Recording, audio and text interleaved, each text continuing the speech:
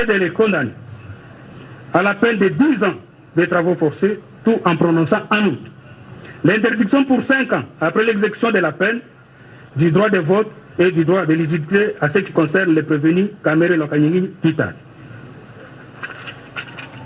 L'interdiction d'accès aux fonctions publiques et étatiques, quel qu'en soit l'échelon à charge de prévenus Kamere.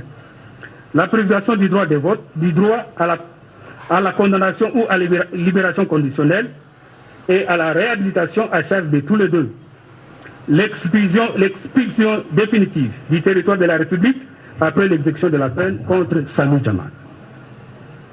Des dires établis à charge du prévenu Kamere Lokanyingi et du prévenu Moui Mandole Jano, l'infraction de détournement des deniers publics relative à la somme de 1 154 800 $ américains et les condamner à 2 ans de travaux forcés en prononçant en outre contre tous l'interdiction pour 5 ans après l'exécution de la peine du droit de vote et du droit d'éligibilité. L'interdiction d'accès aux fonctions publiques et paraéthétiques, quel qu'en soit l'échelon. La privation du droit à la condamnation ou à la libération conditionnelle et à la réhabilitation. Des dires établis, les 2 préventions de blanchiment des capitaux, libérées contre les prévenus Sami Jamal, et les condamnés pour la première à une amende égale à 2 fois la somme blanchie, soit 20 millions de $ américains, et à la peine de 10 ans de servitude pénale et une amende égale à 2 fois la somme blanchie, soit 20 millions de $ américains. Pour la seconde, constatez que ces deux, je disais, et à la peine de 10 ans pour la seconde, et une amende égale à 2 fois la somme blanchie, soit 20 ans de $ américains pour la seconde. Constatez que ces 2 infractions sont en concours idéal et prononcées à son égard la peine de la 2e prévention qui est la plus forte. Dire établi séparément à charge de Sami Jamal et Kamere Lokanyingi Vital l'infraction de corruption aggravée et les condamner chacun à 15 ans de servitude pénale principale et à une amende d'1 million de francs congolais constant. Ordonner la confiscation des fonds contenus dans les relevés bancaires dénommés Amida Chati, Soraya Mpian, Shangalume Kingi Daniel alias Massaro, ainsi que la confiscation des propriétés immobilières acquises avec les fonds détournés pendant la période allant de janvier 2019 à ce jour, couvertes notamment par les contrats de location et certificats d'enregistrement ci-après. 1. Contrat de location numéro 1348/2019 AD 44 988 commune Pengaliema au nom de Shangalume Daniel. 2. Certificat d'enregistrement AKN 11 folio 46 AD 193 commune de Kassavou au nom d'Empiana Daïda. 3. Certificat d'enregistrement AGL 547 folio.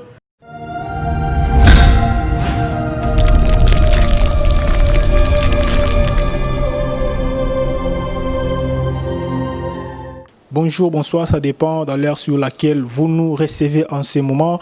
Très chers abonnés de Maman Bonheur TV, j'ai le réel plaisir de présenter ce numéro d'aujourd'hui qui est consacré sur le procès de 100 jours au Tobané Koulananabino ensemble. Aujourd'hui, c'est la plaidoirie que nous allons suivre ensemble avec vous, à complicité de l'équipe costaud de Maman Bonheur TV.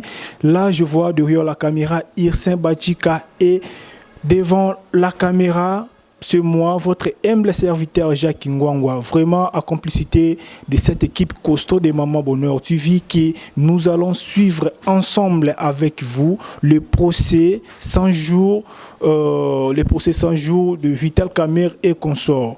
Vraiment, ça continue toujours avec vous. on sera toujours là avec vous tant que Dieu continuera toujours de nous donner les souffles de vie. Vraiment, c'est toujours plaisir pour nous de vous présenter, de vous informer comme dans les serments auto-signés qui n'abino, très cher abonné de Maman Bonheur TV. Je suis très content de voir que vous êtes nombreux en ce moment en train de partager, en train de suivre. Vraiment, Bino Batobo partage ma émission. Vraiment, je vous aime beaucoup. Continuez toujours à le faire et vous ne serez jamais déçus. Nous sommes là toujours pour vous. Nous continuerons toujours de vous informer, de vous donner de nouvelles, de vous donner toujours des informations en temps réel. Vraiment, Maman Bonheur TV, c'est la chaîne qui nous relie à chaque temps, à tout moment. Continuez toujours de nous regarder, et vous ne serez jamais déçus. Vraiment, très chers abonnés, j'en profite dans cette occasion pour saluer la patronne de la chaîne, Maman Nadine Motema, Papa Nono Manuela en Suisse. Vraiment, je vous salue. Je salue aussi Chris Ampera Motema, Maman Divine, la Duchesse. Vraiment, je te salue. Je salue Centralisation de Paris. Je salue tout le monde qui suit Maman Bonheur TV, vraiment la chaîne qui vous donne des informations en temps réel. Très chers abonnés, vraiment, nous allons suivre avec vous aujourd'hui la plaidoirie des procès 100 jours de Vital Kamerhe et consorts. Bolanda qui dernier procès. Nenge bayaki to monaki ba surprise moko ba mida bayaki ba soraya vraiment bolanda ki nenge kaki yango biso to bandaki na bino depuis le début tout comme ça no tina suka ya procès oyo. Aujourd'hui c'est la plaidoirie, nous allons suivre ensemble avec vous comment ça va se passer. Déjà nous sommes en direct. Bientôt là, nous allons suivre avec vous. Désolé, depuis le bandeli tina suka. Vraiment, je vous promets que vous aurez tous les moments forts de la plaidoirie d'aujourd'hui. Vraiment, très chers abonnés, nous sommes toujours là pour vous. Tant que Dieu continuera toujours de nous donner des souffles de vie, vraiment, toujours nous sommes là pour vous informer et nous continuerons toujours vous informer. Nous sommes vos serviteurs. Tous les serviteurs Nabino, tous les Nabino. Vraiment, Irsen Badjika derrière la caméra, Zana pour Nabino, Kenzo na Régia Zana pour Nabino. Moi, Jacques Ngwang, votre humble serviteur, je suis là toujours pour vous. Vraiment, j'en profite de cette occasion aussi pour saluer Jonathan Mayala. Je salue Esther Bomboula. Vraiment, je vous salue. Suivons ensemble le début jusqu'à la fin de cette plaidoirie. On va Irsen Badjika, la Kissa Bango, comment ça se passe dans la prison Yamakala. D'acheter ces biens-là dans une année, c'est impossible. C'est impossible. Encore que je ne vais pas aller plus loin parce que le code de l'éthique interdit d'ailleurs aux agents publics et à leurs épouses, même par personne interposée, de faire le commerce. Et donc, cette voie-là n'est pas la meilleure de toutes les manières. Voilà comment cela se passe. Et au-delà, il y a M. Mouima. M. Mouima. Malgré l'article 6 du contrat qu'ils invoquent eux-mêmes, mais qu'ils ont mal lu. Puisque ce contrat, l'article 6 parle du titulaire du marché. Dans l'entendement des autres, dans la République, tout à l'heure, ils disaient oui, mais c'est plutôt le gouvernement congolais qui doit payer les taxes, la douane. A dit non, le mot titulaire dans le droit de marché public infère d'abord au soumissionnaire dont l'offre a été acceptée, c'est-à-dire à la personne qui a obtenu le marché public. Ça ne peut pas être l'État. Et donc, il y a comme une sorte d'entente, je ne dirais pas préalable, mais d'entente commune. C'est ce que la jurisprudence d'ailleurs exige. D'entente commune pour que l'argent de l'État atterrisse dans les bonnes mains et ne fasse pas ce qu'il doit faire. Mais maintenant, on va vous donner un dernier argument. On dit, oui, mais il y a 211 maisons. Il y a 211 maisons. Oui, il y a 211 maisons, on sait le voir. Mais où est l'argent dans tout ça? Parce que l'argent avait été donné au mépris et des lois de la République, des règlements de la République et du contrat lui-même. pour que cela soit fait dans l'urgence. Et le ministre Yav a été encore plus disert, parce que certainement sorti de bonnes écoles, il n'a pas voulu dire beaucoup de choses, mais il a sorti une belle phrase. Il dit: Monsieur le Président, le directeur de cabinet m'a fait comprendre la priorité qu'il y avait dans ce dossier. La priorité. Cette priorité qui est allée jusqu'à toucher aux réserves internationales. Et donc, on ne peut pas revenir une année après pour nous dire qu'il y a 211 maisons. Sinon, la priorité s'est émoussée, il n'y en a pas. Pourquoi fallait-il aller si vite si, en fin de compte, on est allé si lentement? Pourquoi?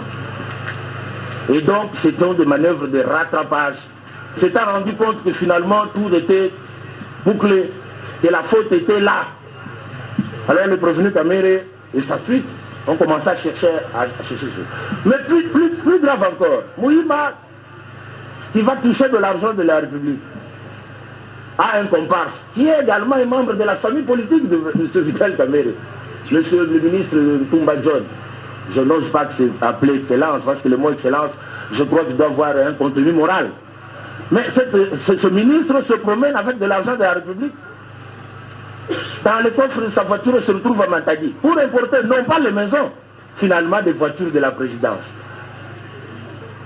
Finalement quoi? Il importe les véhicules, il importe des meubles et des appareils matériels qu'on a vu peut-être à la télévision être donnés comme des cadeaux dans des hôpitaux.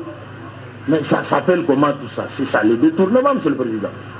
Voilà pourquoi je m'en tenais d'abord à faire lever ce malentendu, pour passer la parole à mon excellent confrère qui va revenir sur chacune des préventions, et me réservant la parole plus tard pour des répliques éventuelles sur des questions vraiment de droit, parce qu'en réalité ce dossier est un dossier juridique très intéressant, un dossier pédagogique qui va donner l'occasion au peuple congolais de savoir quelles sont les infractions dont on est susceptible lorsque on gère les deniers publics.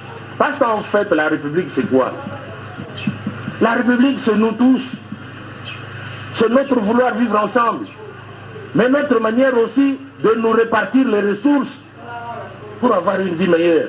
Mais si quelques-uns d'entre nous, parce qu'ils ont simplement créé des partis politiques, peuvent accéder à ces charges et gèrent nos biens communs comme si c'était leur propre poche, c'est une occasion pédagogique de les corriger et de manière claire.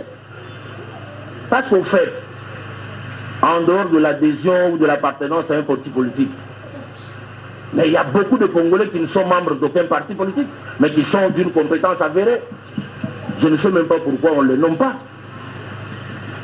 Pourquoi on s'agglutine dans des petits partis politiques qui forment des gens qui se comportent de la sorte.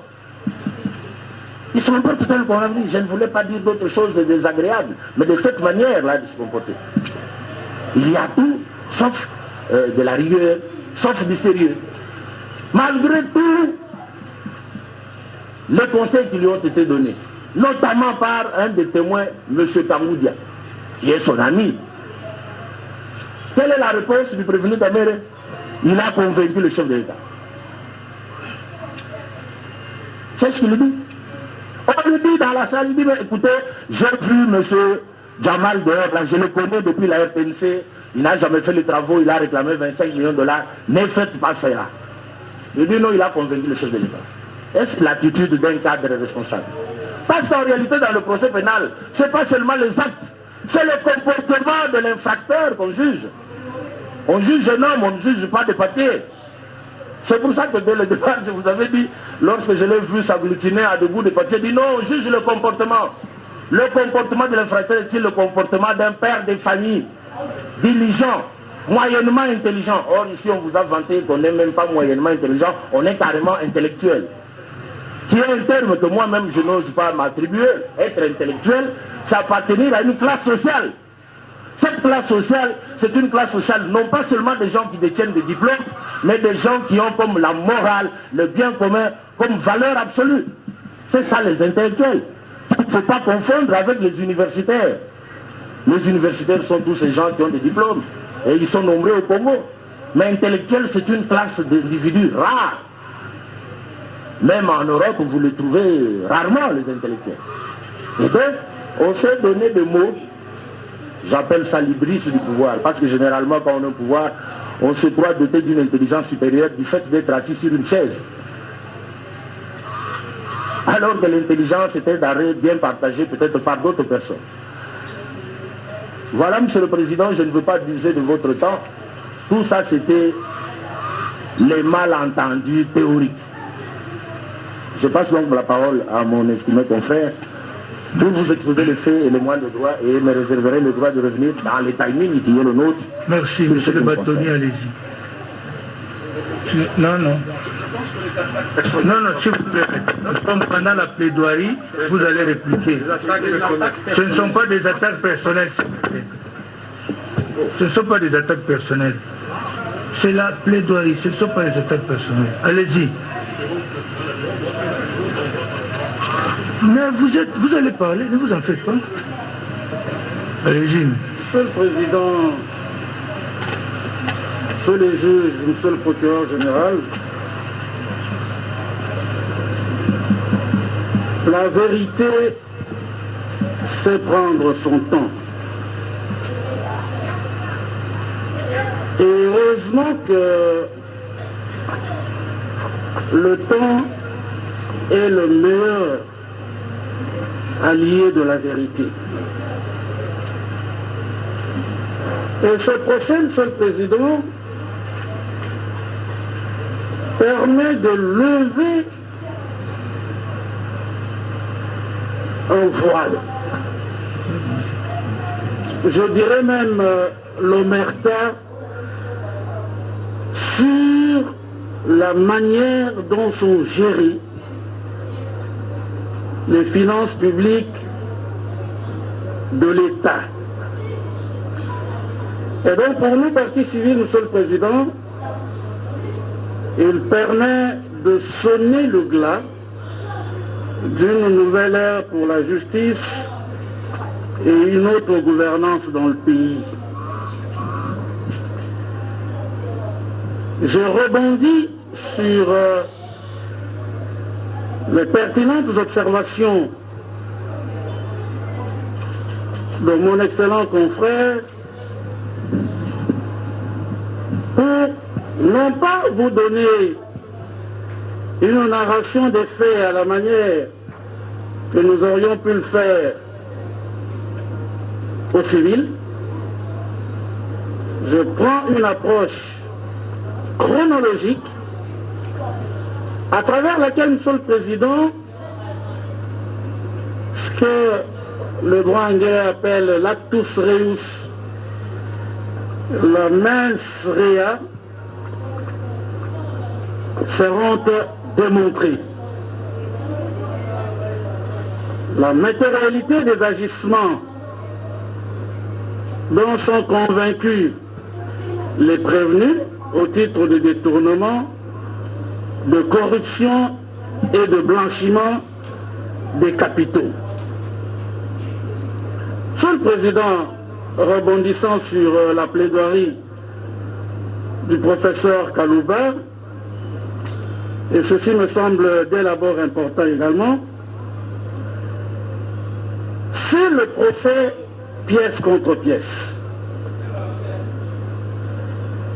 Il a si bien dit que ce n'est pas l'essence du procès pénal, parce que ici, Monsieur le Président, les gestes, les comportements, les faits même anodins peuvent vous permettre d'asseoir votre conviction.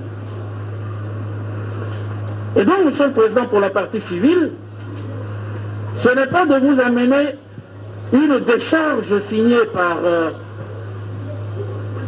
notamment le prévenu Caméré, où il dit, moi Caméré, je reconnais avoir reçu autant. Ça n'existe pas. Ça n'existe pas. Mais les liens, les corrélations vous permettent d'en inférer que ces comportements sont constitutifs des infractions pour lesquelles le ministère public les a poursuivis. Le ministre des Finances répond à monsieur le directeur de cabinet du président de la République. Je ne veux pas vous en donner la lecture, monsieur le président. Qu'est-ce qui attire l'attention?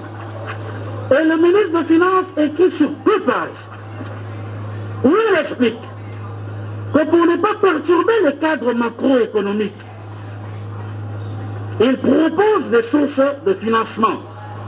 Parce qu'il n'aura pas échappé à votre tribunal que la lettre du 1er mars demandait au ministre des Finances d'entamer les réserves de change. Et ceci est important parce que les postulations civiles de la République vont devoir s'appuyer là-dessus. Et donc, le ministre des Finances, le 5 mars, est obligé de réagir en 2 pages que votre tribunal lira. On ne peut pas dire qu'on ne savait pas, qu'on ne connaissait pas, que personne n'a rien dit. Ce n'est pas possible, monsieur le président. Et de toute évidence, l'adage dit que nous, personne, n'est-ce pas, n'est censé ignorer la loi. Je n'ose pas le dire dans le brocard de la langue qui a formé les juristes. Mais avant le plan de décaissement, je vous ai dit avant de vous en parler, qu'est-ce qui se passe, monsieur le président? Samibo fait une facture numéro 001. J'imagine c'est la toute première facture de l'année. Samibo tombe sur un bon morceau. Première facture adressée à la présidence de la République. Mais bon Dieu, ce Samibo était en contrat avec le développement rural. Bon, le 6 mars, à la présidence de la République, et comme les choses sont bien faites, 57 500 000 $ américains. Le 6 mars, lorsque le plan de décaissement est établi,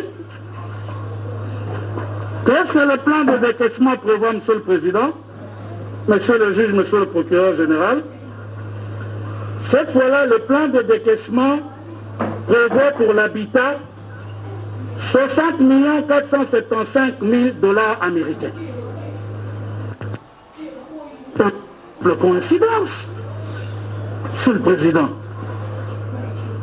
Ce ne sont pas de simples coïncidences. Le président n'a pas encore parlé, mais des gens savent que le secteur de l'habitat aura le montant qui correspond à la facture de Samibo.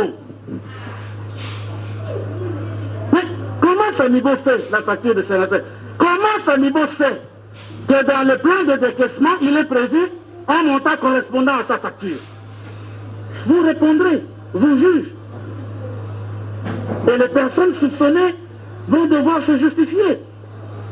Mais ça ne se termine pas là, monsieur le président. Nous sommes donc le 6 mars.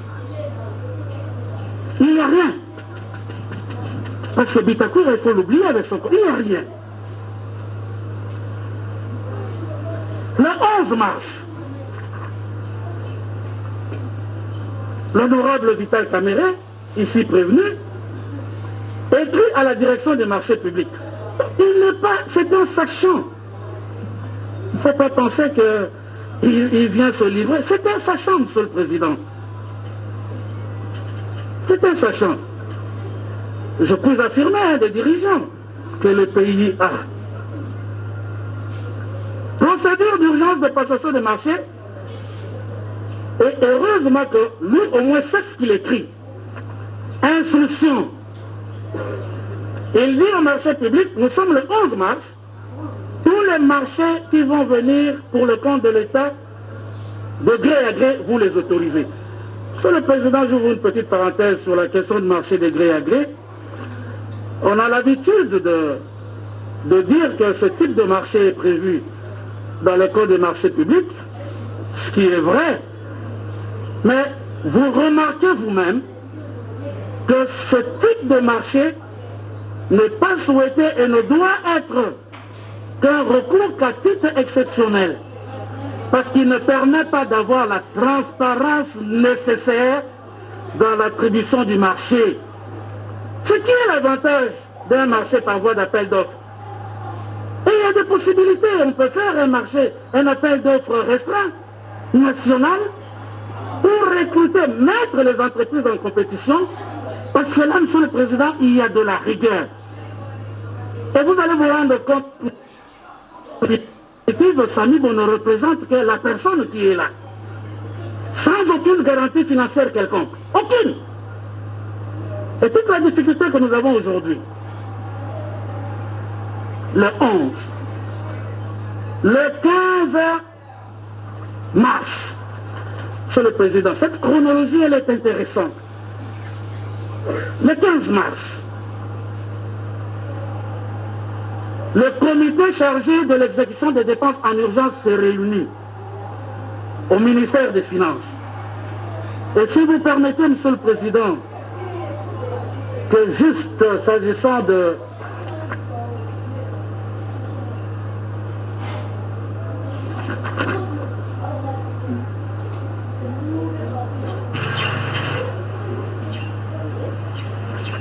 Le 15 mars, le comité se réunit au ministère des Finances. Et ce comité valide la dépense, le paiement en faveur de Samibo. Le 15 mars. Le procès verbal, il est là. C'est intéressant, Monsieur le Président. Et vous verrez qu'il n'y a pas de hasard. Le 15 mars, le paiement de Samibo, qui est repris sur ce procès verbal, on retrouve l'imputation au ministère de l'Urbanisme et Habitat, le 15 mars. Et dans le document du comité de dépenses en urgence, on retrouve le nom de l'entreprise Samibo. Qui a mis le nom de l'entreprise Samibo? Nous tous on a entendu qu'en 2018, Samibo est en relation avec le ministère du Développement rural. Samibo figure à la réunion du comité de dépenses en urgence par qui? Et comment, alors qu'il était en contact avec le ministère du Développement rural, Samibo se retrouve, c'est-à-dire que le ministère requérant devient le ministère de l'Urbanisme et Habitat. Ce sont des documents. Urbanisme et Habitat. Nous sommes le 15 mars. Le premier paiement n'est pas encore fait. Le 15 mars. Monsieur le Président, le professeur Kalouba vous a parlé de l'image de l'orchestre. Vous savez qu'en matière d'orchestre, il n'y a pas deux chefs d'orchestre. Des tambourineurs, des batteurs, des solistes. Mais chacun a son rôle. On a oublié le ministère du Développement rural, dont les responsables sont passés ici en vous disant mais personne n'a jamais été à aucune réunion. Mais le dossier de Samibo est suivi. Tout le parcours de Samibo est sécurisé. Le président n'a pas encore parlé, mais déjà on a demandé pour l'habitat un montant. 2 jours après, la facture est envoyée à la présidence de la République. Alors, comme le président de la République s'occupe de tout ça, j'imagine qu'on lui a mis ça dans le signataire.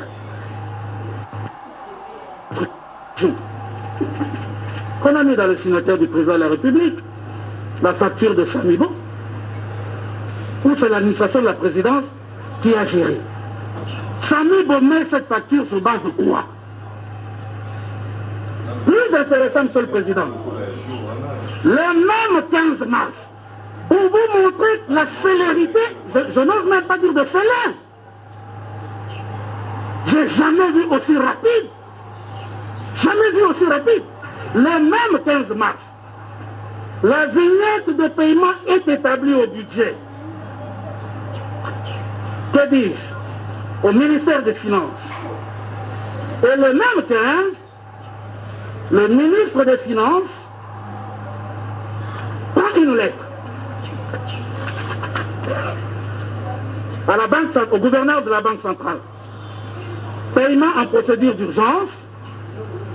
Je vous demande de bien vouloir procéder au paiement en procédure d'urgence du montant de 14 375 000 $ américains en faveur de la société Samib au Congo, au titre, etc.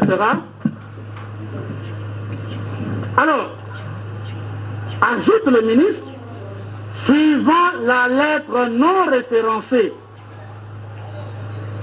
et le plan de décaissement de la présidence de la République, tous deux du 8 mars. C'est le plan de décaissement dont je vous parlais. On s'est longuement étalé sur la question de savoir qui a sélectionné Samibo. Est-ce le ministère du Développement rural? Vous comprenez qu'ici, il n'en est rien. Nous sommes le 15 mars. Le même 15 mars, Monsieur le Président,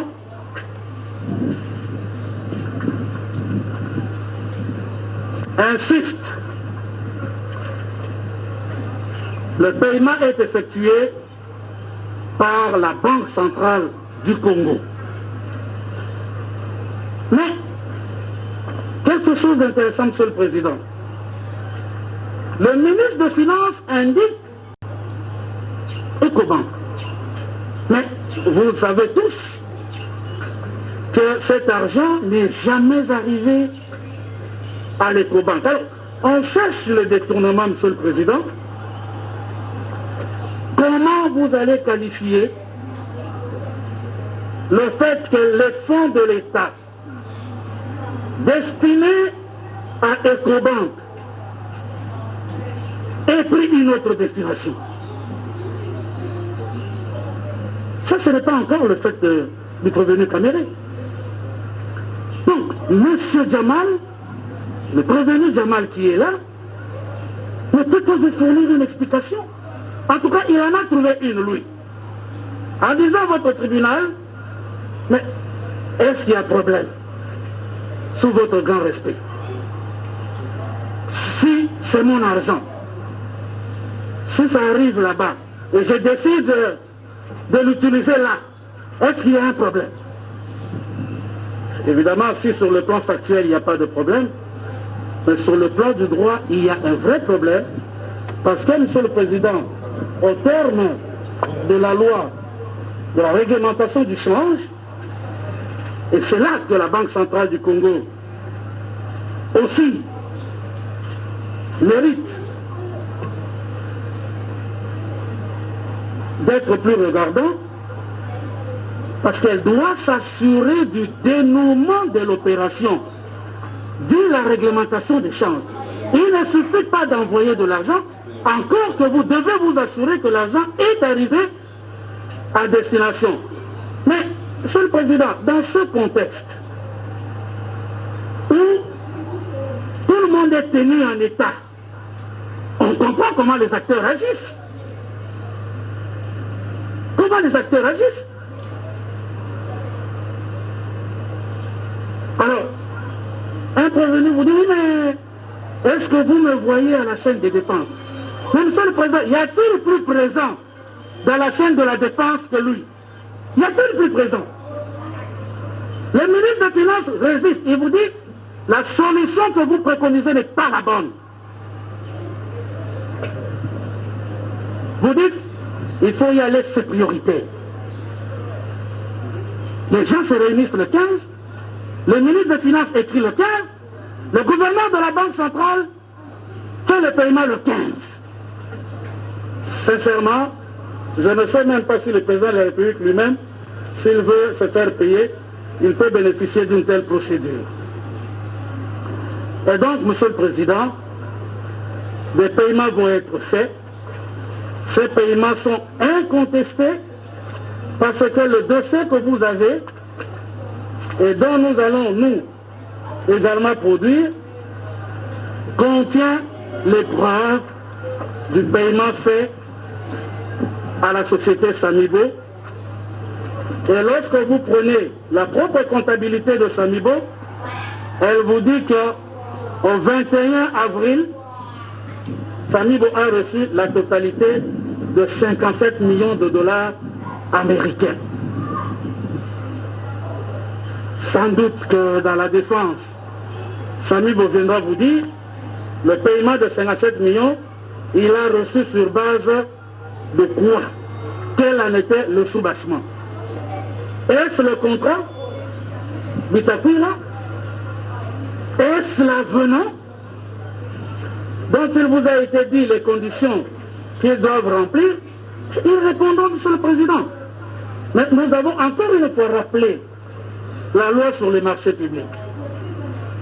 L'avenant qui a été produit, et ceci est demeuré constant, qui n'est pas daté, d'une part, et d'autre part, la direction des contrôles des marchés publics a eu à vous dire que c'est un projet et que ce projet n'a jamais été validé parce que simplement il fallait qu'on accompagne ce projet d'un contrat. Ce contrat n'est jamais allé jusqu'au moment où ce procès se tient. Parce que pour qu'un avenant soit régulier, il est important que cet avenant-là, d'abord, ne dépasse pas un certain montant et deux conditions de validité de l'avenant sont posées à la disposition dont lecture vous a été lue. Notamment, une fois qu'il remplit la première condition, il faut que l'autorité compétente approuve l'avenant. Ce processus n'a pas été respecté. Et donc, au mois de mars, les fonds sont payés à Samibo. Est-ce qu'il y a-t-il eu détournement? Du point de vue de la partie civile, Monsieur le Président, oui. Déjà, le seul fait que Samibo se soit organisé, parce que nous ne disons pas certaines choses ici, pour qu'elle se fasse payer à la banque, alors que la banque de paiement, indiquée y compris dans la lettre du ministre des Finances, se trouve être Ecobank, il faut peut-être qu'on ouvre la Rousse pour voir, parce qu'au moins la Rousse nous mettra d'accord, ou le petit Robert. Peut-être que ça nous mettra d'accord, parce que le lexique de termes juridiques ou cornu, ça risque d'être plus compliqué. Donc l'argent doit aller à Ecobank, l'argent arrive à la Réobank, point. Alors, chacun qualifiera, mais évidemment, vous nous direz si c'est ça la voie. La Rousse et Robert. Monsieur le Président, ce qui est encore plus grave, deuxième évidence pour Samibo, qui est là. Au mois d'avril, Samibo souscrit une licence d'importation. Cette licence d'importation est validée par sa banque. 1500 maisons, dit Samibo, coûte 12 650 000. L'instruction a révélé que Samibo est incapable de vous apporter une preuve contraire de sa souscription, de sa licence. Il n'a aucune preuve contraire. Vous l'avez demandé pendant l'instruction. Et ce qui est écrit, Monsieur le Président, ce n'est pas la partie civile. In fine, quand vous prenez ce document, vous verrez le nombre de parcelles, le prix unitaire. Et donc, si vous avez 1000 maisons au prix de 5 800 $, la pièce, vous prenez 5 800 fois 1000. Et 500 maisons au prix de 13 700. Je ne vous parle pas de la surfacturation. Et quand vous totalisez, vous êtes à 12 650 000 $ américains. Mais qu'est-ce qui se passe, Monsieur le Président? Samibo, au dire de la Banque centrale, et j'ouvre une parenthèse, Monsieur le Président, parce qu'il y a eu un débat ici, Ah oui, les documents produits ne sont pas signés, ni datés, ni le sceau. Ce document a été soumis à la contradiction de toutes les parties lors de la dernière audience, et le gouverneur de la Banque centrale a renvoyé ce document. Et les parties ont pris connaissance. Vous remarquerez que le document, il n'est pas signé, il n'est pas daté, il n'est pas... Mais c'est un document de la Banque centrale. À la suite de la question que votre tribunal lui a posée, et la Banque centrale a rétracté quoi? L'achat est du 4 avril 2019. Monsieur le Président, c'est ça l'avantage du numérique, parce que c'est difficile de tricher avec ça. Samibo aura payé, que dis-je, n'aura payé que 7 890 000 $ américains. Document de la Banque centrale. Sur base de la licence validée, parce que la banque de validation est obligée d'envoyer dans le système informatique les traces.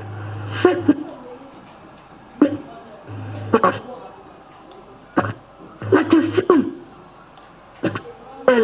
personne ici ne répond. Qu'a-t-il payé d'autre avec l'argent de la République?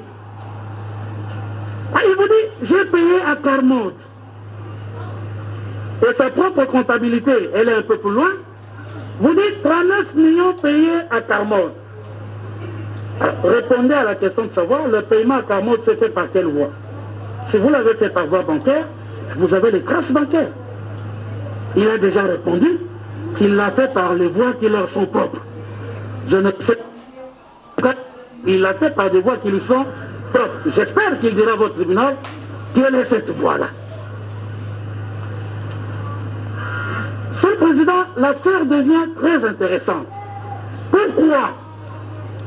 Parce que l'argent atterrit dans le compte. Je signale à votre tribunal qui vérifiera dans son dossier que l'argent payé le 15 atterrit dans le compte de Samibo le 18. Le 19 mars, sur 14 millions, il reste 1,5 million de dollars américains. Et nous avons produit, Monsieur le Président, dans notre dossier, les chèques signés par M. Jamal, à Jamal, à Hussein Jamal, et à lui-même qui est passé à la banque retirer de l'argent. Et Monsieur le Président, vous savez cet argent, il a mis où? Cet argent, il a mis où? Il y en a qui l'a mis dans son propre compte, ouvert à la même banque. Donc il prend l'argent de l'État dans un compte, il ouvre un autre compte dans la même banque, et il prend de l'argent du trésor qu'il verse dans son compte.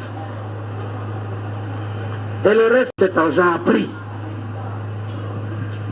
Je vous donnerai des pièces un peu plus tard.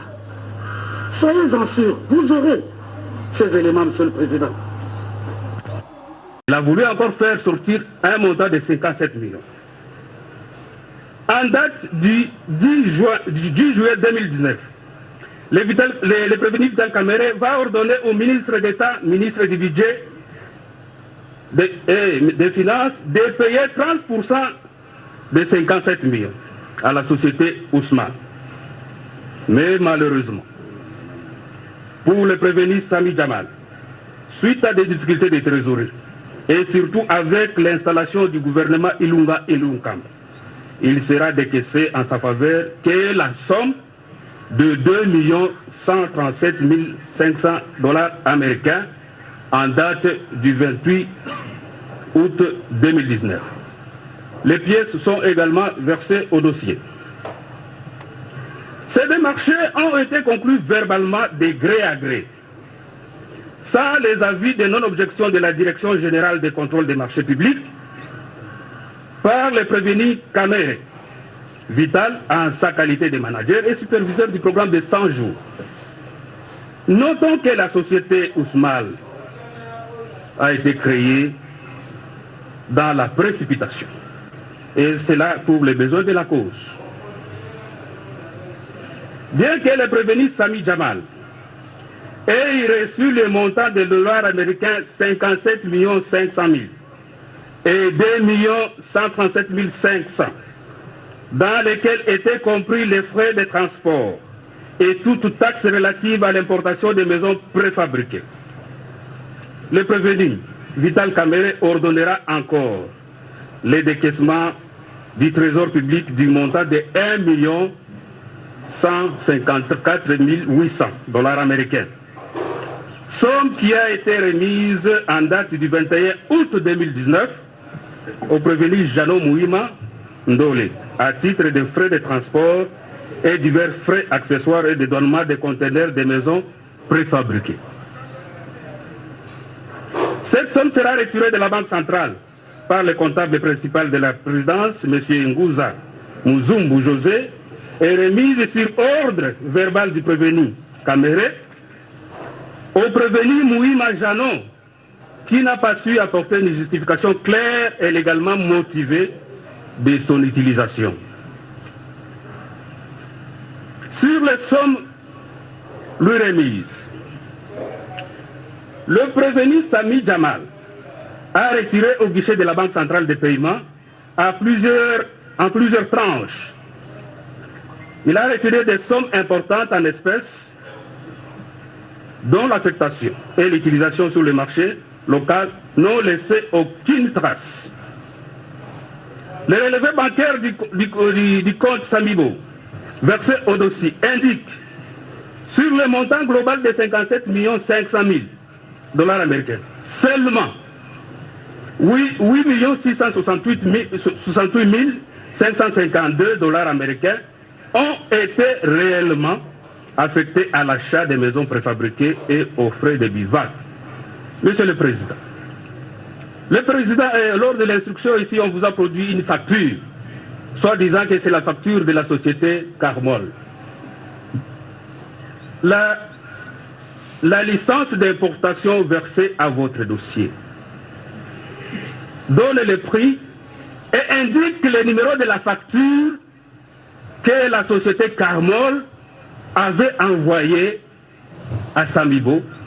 Et c'est sur base de cette facture dont les références sont dans la licence d'importation qu'il a transféré seulement la petite somme de 8 668 852 dollars américains. Sur terrain, il n'y a eu pour résultat que 211 maisons préfabriquées érigées au Kanchachi. Pendant qu'à Maluku et dans les autres 4 provinces, il n'a été relevé qu'un commencement timide en bougement et avec 2 ou 3 maisons seulement. Peu avant l'attribution du premier marché et le décaissement des fonds, il a été constaté que le prévenu Sami Jamal a octroyé à Mme Soraya Piana une partie de sa concession, située sur la baie de Ngaliema, au quartier Basoko, dans la commune de Ngaliema, sans contrat liant la République à cette dernière, en exécution du plan de décaissement du 8 mars 2019 de la présidence, transmis par le même prévenu au ministre des Finances et qui devait être mis en œuvre en mode accéléré dans la mesure où, en sus de ces écrits imposants d'accélérer, le prévenu a, suivant les témoignages du ministre Yav, utilisé des appels téléphoniques pour provoquer la sortie urgente des fonds. C'est seulement après avoir obtenu le paiement de 57 500 que Vital Kamerhe va créer en juin 2019 un comité de suivi incluant les ministres et les conseillers du chef de l'État pour les placer devant un fait accompli et sans les associer suffisamment à la gestion en temps réel des aspects techniques et financiers. À peine les 57 500 payés, plusieurs retraits ont été effectués par le prévenu Jamal pour des affectations étrangères aux maisons préfabriquées. Et c'est seulement 8 668 500 et 852 dollars américains qui ont été affectés à leur achat ainsi qu'aux frais accessoires et relatifs. Et les soldes, soit 48 831 148 dollars américains, a connu une destination obscure. n'étant couverte par aucune justification. Jamal, il a reconnu également avoir transféré au Liban par une voie informelle une somme de plus de 5 millions de dollars. Monsieur le Président, de la relation des faits présentés, il y a lieu de relever des comportements répréhensibles à charge de prévenus identifiés dans votre requête, dans la requête qui vous a été transmise. Et ces comportements circonscrits sous les qualifications de détournement de deniers publics, de corruption, de blanchiment des capitaux, s'analysent tels que décrits dans les lignes qui suivent.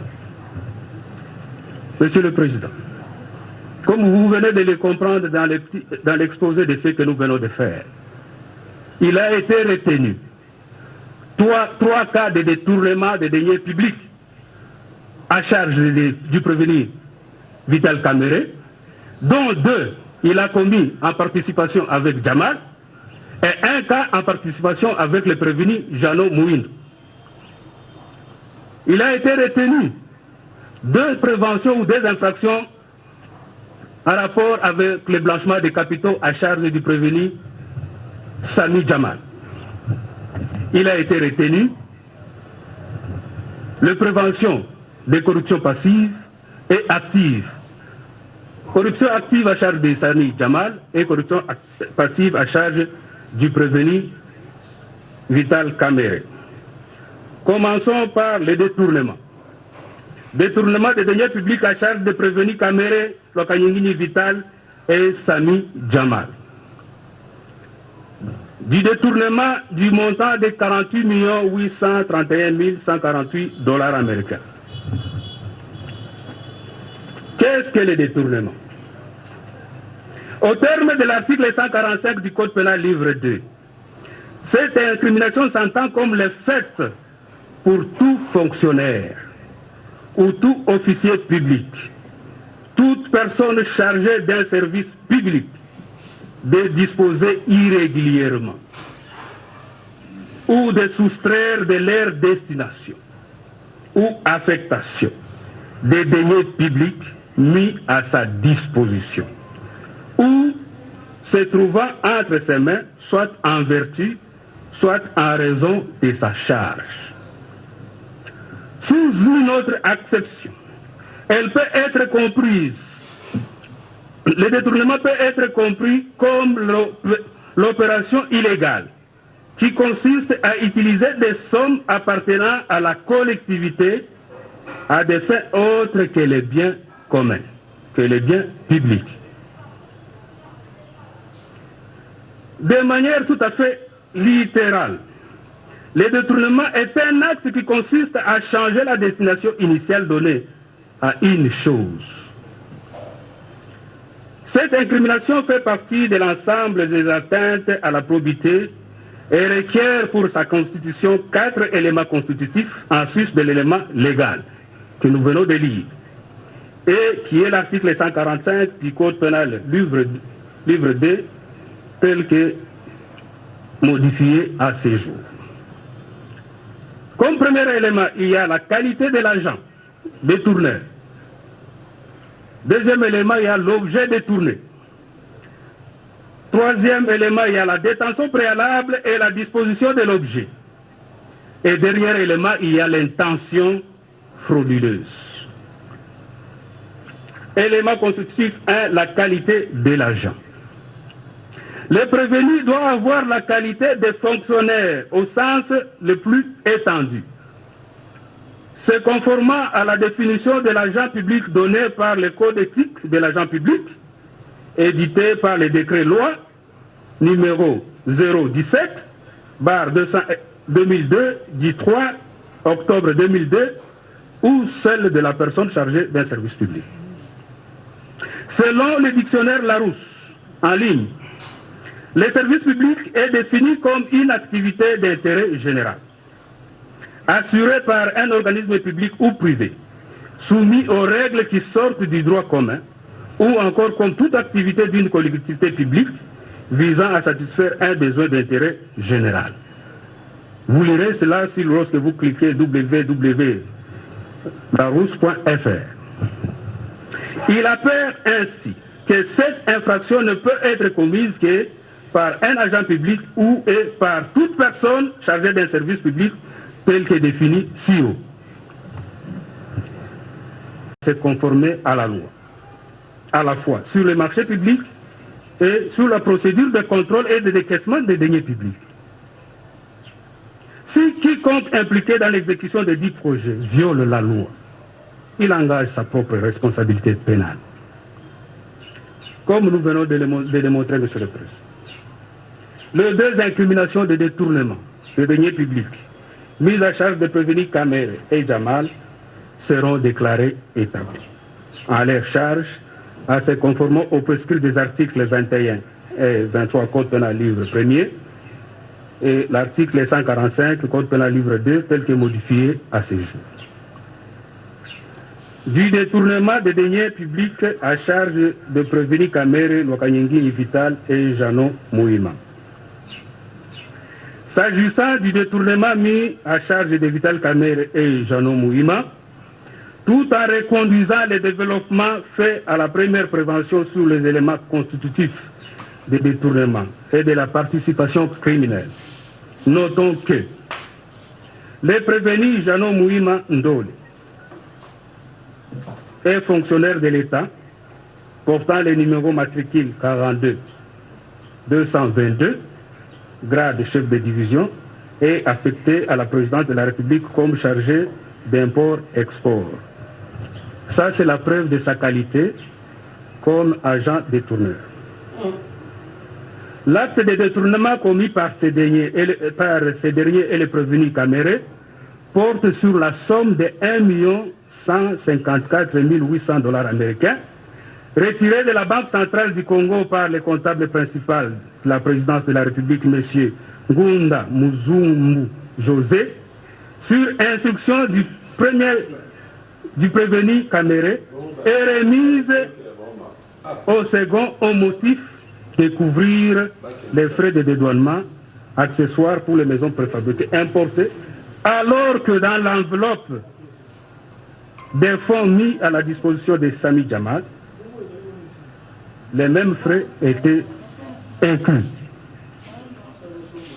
L'effectivité de ces détournements transparaît lorsqu'on considère que ces paiements constituent un double emploi et qu'il n'y a aucune raison justifiable qu'elles soient remises à Mouima, qui n'avait aucun mandat du prestataire pour effectuer les démarches relatives au dédouanement des maisons préfabriquées importées, encore que si l'on pouvait admettre qu'un marché public avait été conclu avec la présidence de la République sur cette commande, il ne serait pas légalement admissible qu'un agent de la présidence de la République se trouve en train d'accomplir des tâches dévolues normalement aux prestataires. Si donc la destination de ces fonds était le dédouanement des conteneurs de maisons préfabriquées, ils auraient été payés directement aux prestataires du marché qui devaient remplir les formalités de dédouanement et des effets importés par lui. Au demeurant, aucune pièce justificative valable de leur destination finale n'a pu être apportée, surtout que l'on observe que les exonérations douanières ont été accordées par le ministre des Finances pour permettre leur entrée au pays sans paiement des frais douaniers, et c'est sur instruction du prévenu Kamere. À la première audience et à celle du 3 juin 2020, le prévenu Jano Mouima reconnaît avoir reçu les fonds mis à sa disposition par le prévenu Vital Kamere et qu'il a utilisé comme il entend. Le prévenu Jano Mouima est l'homme à tout faire du prévenu Kamere. Il a agi comme le préposé au service de Jamal. Il a joué pratiquement le rôle du déclarant en douane de Samibo. Et il était au parfait de l'entreprise criminelle qui s'est jouée entre Vital Kamere et Sami Jamal. Leur intention frauduleuse constitutive de l'infraction de détournement des deniers publics est caractérisée par leur volonté commune d'approbation des dépenses engagées irrégulièrement, au mépris des lois et instructions en vigueur en la matière. À ce sujet, la Cour suprême a jugé Ça ressort de l'arrêt de la Cour suprême de l'année 1984, publié au bulletin des arrêts de l'année 2001 à la page 442. M. Mouma étant fonctionnaire au service de la présidence de la République, il a accepté de se rendre partout, à Dar Salam et ailleurs, à Matadi, à Dar Salam et ailleurs, pour les intérêts de Jamal, au préjudice du trésor public. Tel qu'il vient d'être développé, l'incrimination de détournement des deniers publics perpétrée en cohérité par les prévenus Kamere et Mouima sera déclarée établie à leur charge. Et c'est conformément aux dispositions des articles 21 et 23 du Code pénal livre 1 et 145 du Code pénal livre 2 tel que modifié à ce jour. Après vous avoir démontré l'effectivité des infractions de détournement mises à charge de Kamere et Sami Jamal, de Kamere et Mouindo, il convient maintenant, Monsieur le Président, que nous puissions vous développer en droit et en fait les infractions de blanchiment de capitaux mises à charge du prévenu Jamal. Du blanchiment des capitaux à charge de Sami Jamal. La loi numéro 04/16 du 19 juillet 2004 a érigé en infraction un certain nombre de faits ou comportements en matière de transactions et opérations financières en vue de lutter contre le blanchiment des capitaux et financement du terrorisme. Monsieur Hubert Robert et Yves Sinet, cités par Boni Chizoun dans son ouvrage intitulé « Les infractions de A à Z », publié en 2011 aux éditions Nyangezi, à la page 125, définissent le blanchiment comme le fait, soit de faciliter par tout moyen la justification mensongère de l'origine des biens ou des revenus de l'auteur d'un crime ou d'un délit ayant procuré à celui-ci un profit direct ou indirect, soit d'apporter un concours à un profit direct ou indirect, soit d'apporter un concours à une opération de placement, de dissimulation ou de conversion du produit direct ou indirect d'un crime ou d'un délit. La loi numéro 04/016 du 19 juillet 2004 portant lutte contre le blanchiment des capitaux et le financement du terrorisme à ses articles 1er et 6 qualifie d'infraction de blanchiment des capitaux les actes ci-dessous commis intentionnellement.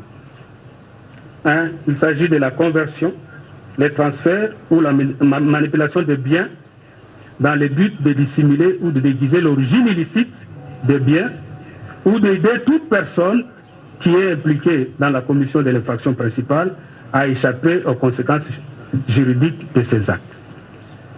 C'est également la dissimulation ou le déguisement de la nature de l'origine, de l'emplacement, de la disposition du mouvement ou de la propriété réelle des biens. C'est également l'acquisition, la détention ou l'utilisation de biens par une personne qui sait ou qui suppose ou qui aurait dû savoir que les dits biens constituent un produit d'une infraction. Il se dégage de ce qui précède ou de ce qui vient d'être développé que cette infraction requiert pour sa constitution les éléments ci-après. 1. L'existence d'une infraction.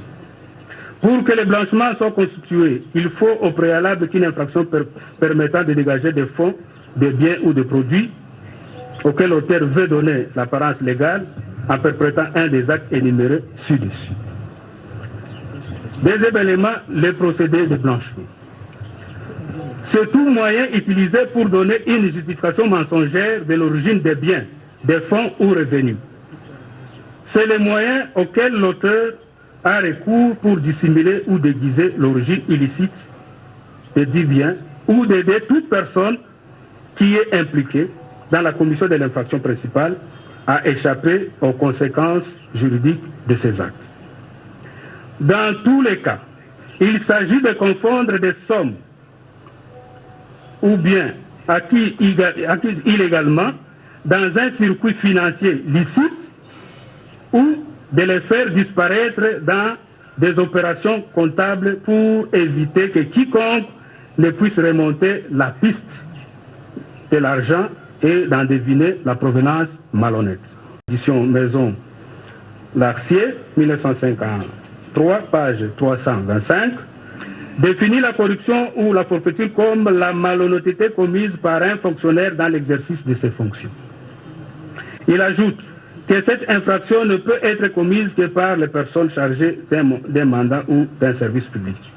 De manière simple, elle peut signifier le manque d'intégrité, d'avilissement, ou la velléité, ou une tare, ou un vice.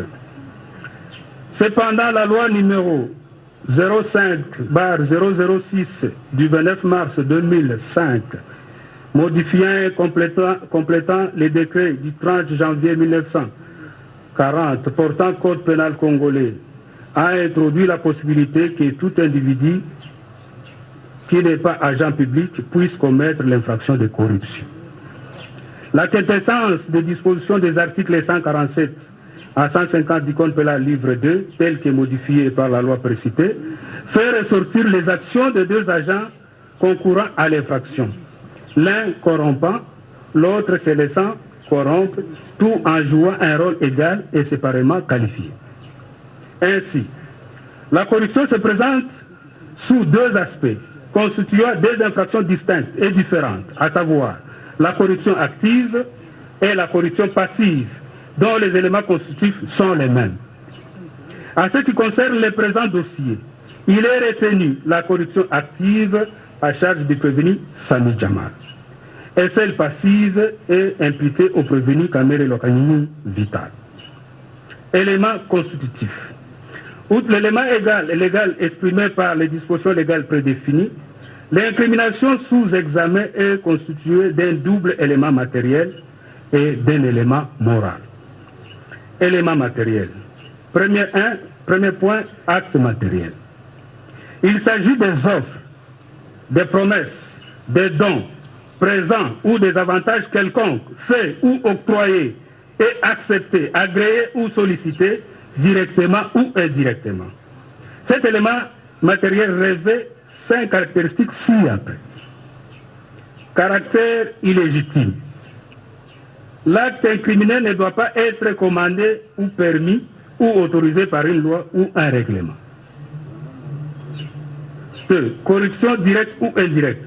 Elle est indirecte lorsque le corrupteur traite directement avec les corrompus et indirecte lorsque la liaison entre les deux fait intervenir un ou des tiers. L'accord ou l'entente préalable. En d'autres termes, on parle du pacte de corruption conduisant à retenir que cette infraction n'est caractérisée que si la convention ou l'entente passée entre les corrupteurs et les corrompus a précédé l'acte ou l'obtention qu'elle avait pour, qu'elle avait pour objet de rémunérer. La jurisprudence ajoute que la simple sollicitation des dons suffit pour consommer l'infraction. Dès lors, il importe peu que la perception de ces dons ait été postérieure à l'obtention de l'avantage recherché. Cela ressort de l'arrêt de la Cour suprême RP 135 du 17 mars 1973, publié au bulletin des arrêts de 1974 à la page 51.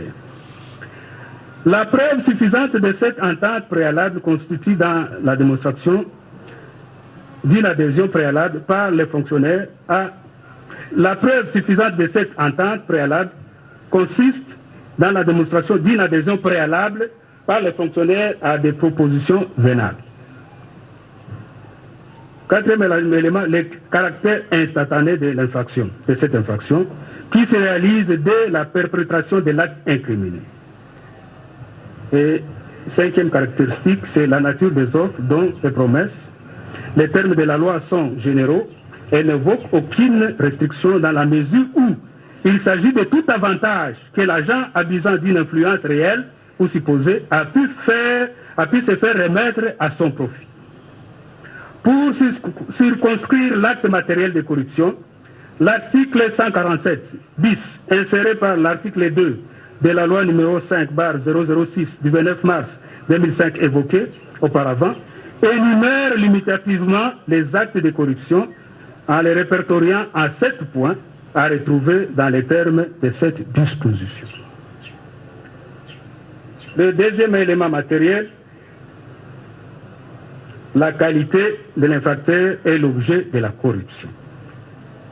Cette prévention peut être commise non seulement par un fonctionnaire, mais aussi par des personnes chargées d'une mission de service public ou encore par toute personne selon l'entendement traduit à l'article 147, montant de 2 137 500 $ américains, et de les condamner à la peine de 10 ans de travaux forcés, tout en prononçant en outre l'interdiction pour 5 ans après l'exécution de la peine du droit de vote et du droit d'éligibilité à ce qui concerne les prévenus Kamere Lokanyingi Vital. L'interdiction d'accès aux fonctions publiques et para-étatiques, quel qu'en soit l'échelon à charge de prévenus Kamere. La privation du droit de vote, du droit à la condamnation ou à la libération conditionnelle et à la réhabilitation à charge de tous les deux. L'expulsion définitive du territoire de la République après l'exécution de la peine contre Sami Jamal. Des dires établis à charge du prévenu Kamere Lokanyingi et du prévenu Moui Mandole Jano, l'infraction de détournement des deniers publics relative à la somme de 1 154 800 $ américains et les condamner à 2 ans de travaux forcés en prononçant en outre contre tous l'interdiction pour 5 ans après l'exécution de la peine du droit de vote et du droit d'éligibilité. L'interdiction d'accès aux fonctions publiques et para-étatiques, quel qu'en soit l'échelon. La privation du droit à la condamnation ou à la libération conditionnelle et à la réhabilitation. Des dires établis, le 2 prévention de blanchiment des capitaux, libérés contre les prévenus Sami Jamal, et les condamnés pour la première à une amende égale à 2 fois la somme blanchie, soit 20 millions de $ américains, et à la peine de 10 ans de servitude pénale et une amende égale à 2 fois la somme blanche, soit 20 millions de $ américains. Pour la seconde, constatez que ces deux, je disais, et à la peine de 10 ans pour la seconde, et une amende égale à 2 fois la somme blanchie, soit 20 ans de $ américains pour la seconde. Constatez que ces 2 infractions sont en concours idéal et prononcées à son égard la peine de la deuxième prévention qui est la plus forte. Dire établi séparément à charge de Sami Jamal et Kamere Lokanyingi Vital l'infraction de corruption aggravée et les condamner chacun à 15 ans de servitude pénale principale et à une amende de 1 million de francs congolais constant. Ordonner la confiscation des fonds contenus dans les relevés bancaires dénommés Amida Chati, Soraya Mpian, Shangalume Kingi Daniel alias Massaro, ainsi que la confiscation des propriétés immobilières acquises avec les fonds détournés pendant la période allant de janvier 2019 à ce jour, couvertes notamment par les contrats de location et certificats d'enregistrement ci-après. 1. Contrat de location numéro 1348/2019 AD 44 988 commune Pengaliema au nom de Shangalume Daniel. 2. Certificat d'enregistrement AKN 11 folio 46 AD 193 commune de Kassavou au nom d'Empiana Daïda. 3. Certificat d'enregistrement AGL 547 folio 7 certificat d'enregistrement AGL 547 folio 56 AD 5807 commune de Lingwala au nom de Shangalume Kingi Daniel. Et 8. Contrat de cession entre Jamal Sami et Soraya Mpiana AD 44 196 commune d'Engaliem. de dire qu'à part les 2 préventions de blanchiment mises à charge du prévenu Sami Jamal, qui ont été commises en unicité d'intention, que les autres sont en concours matériel et ordonné en conséquence le cumul de peines à subir par chaque prévenu en veillant à ce que leur maximum après sommation ne puisse pas dépasser 20 ans de servitude, 20 ans de travaux forcés ou de servitude pénale principale. Ordonner l'arrestation immédiate du prévenu Mouima Janou. Allouer des dommages et intérêts à l'État congolais tels que sollicités par lui. Mettre les frais d'instance à charge du prévenu. De cette manière, Monsieur le Président, Monsieur du tribunal, vous ferez justice, j'ai dit. Monsieur le procureur général, le tribunal vous remercie pour votre réquisitoire et passe la parole au conseil du prévenu Mouim, plutôt Jamal, faisant remarquer que le procureur général a pris près de 2 heures, c'est-à-dire 1 heure, merci, 1 heure et 55 minutes, si je ne m'abuse, ou 50, 1 heure 50 minutes.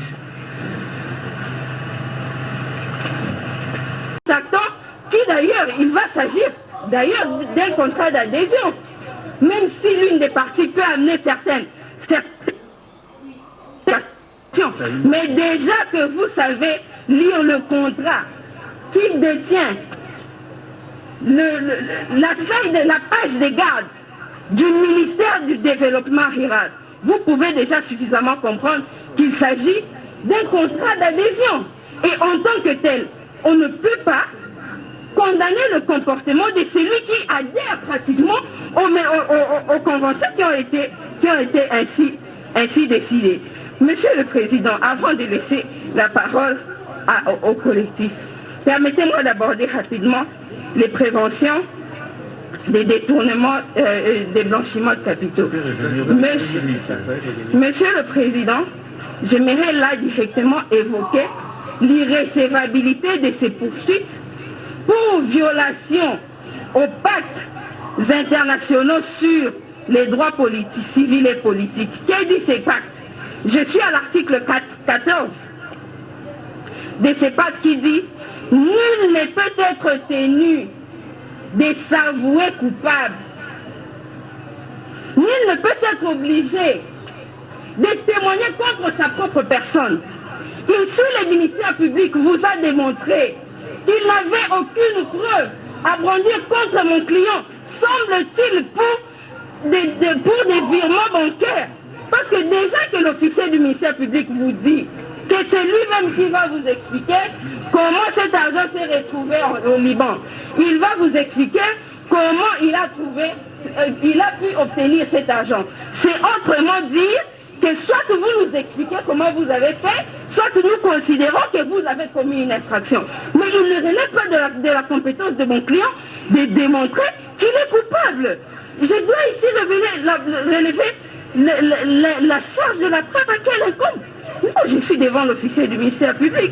Je suis devant l'organe de la loi. Il n'est pas organe de ses propres convictions. Il est censé défendre la loi. Et la loi et le bon droit, c'est aussi innocenter quelqu'un sur qui les éléments constitutifs de l'infraction ne se retrouvent pas réunis.